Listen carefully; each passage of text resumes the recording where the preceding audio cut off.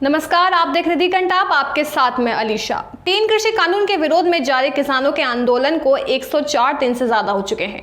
इसको लेकर देश ही नहीं बल्कि विदेश तक में चर्चा हो रही है। अंतर्राष्ट्रीय शख्सियत की ट्वीट से लेकर अलग अलग देशों में आम लोगों तक भारत के किसानों के समर्थन में आवाज बुलंद कर चुके हैं।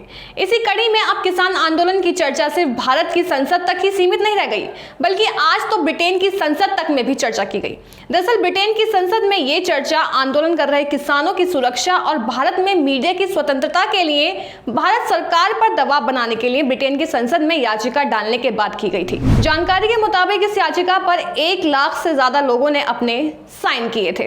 दरअसल लंदन के पोर्टकुलिस हाउस में 90 मिनट तक किसान आंदोलन को लेकर चर्चा हुई। उसी दौरान कंजर्वेटिव पार्टी की थेरेसा विलियर्स ने साफ शब्दों में यह कह डाला कि कृषि कानून पर भारतीय किसानों का आंदोलन भारत का आंतरिक मामला है और उसे लेकर विदेश की किसी भी संसद में चर्चा नहीं की जा सकती। तो वहीं दूसरी तरफ चर्चा में जवाब देने के लिए मंत्री निगेल एडम्स ने कहा कि कृषि सुधार भारत का घरेलू मामला है।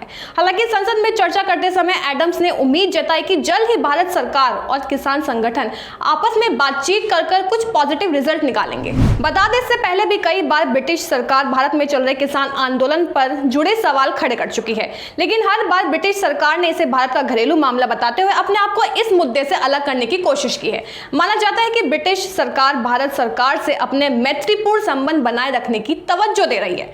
आपको याद होगा कि बीते गणतंत्र दिवस पर भारत ने सम्मान दिखाते हुए बोरिस जॉनसन को मुख्य अतिथि बनाया था। हालांकि ब्रिटेन में कोरोना के मामले बढ़ने पर उनको अपना यह दौरा रद्द करना पड़ा था। आपको बता दें, लेबर पार्टी की सांसद तनमनजीत सिंह ढेसी के नेतृत्व में ब्रिटिश सांसदों ने किसान आंदोलन के समर्थन में चिट्ठी लिखी थी।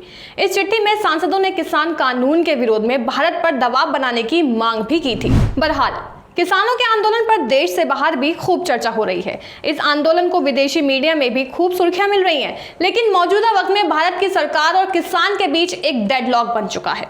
बीती 22 फरवरी को 11वें दौर की मीटिंग के बाद दोनों पक्षों के बीच कोई बात नहीं हुई। खुद पीएम मोदी कह चुके हैं कि सरकार किसानों से बस एक फोन कॉल की दूर है, लेकिन 1.5 महीने के बाद भी किसानों को अब तक वो फोन कॉल नहीं आई। दूसरी तरफ अब ये किसान आंदोलन दिल्ली की सीमाओं से आगे बढ़ते हुए और भी व्यापक हो चुका है, जिसके तहत यूपी, पंजाब, हरियाणा समेत दूसरे राज्यों तक में किसान महापंचायत हो रही हैं। और अब तो किसानों ने इससे भी आगे बढ़ते हुए चुनावी राज्यों में बीजेपी को वोट ना देने की अपील तक कर दी है।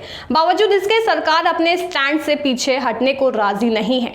देखना अब ये है कि सरकार और किसानों के बीच पैदा हुआ ये डेडलॉक टूटेगा कैसे और कब। ऐसी खबरों के लिए देखते रहिए दी कंटाप। हमारे चैनल दी कंटाप को फेसबुक पेज, यूट्यूब चैनल पर लाइक करें, सब्सक्राइब करें, शेयर करें और बेल आइकन दबाना बिल्कुल ना भूलें।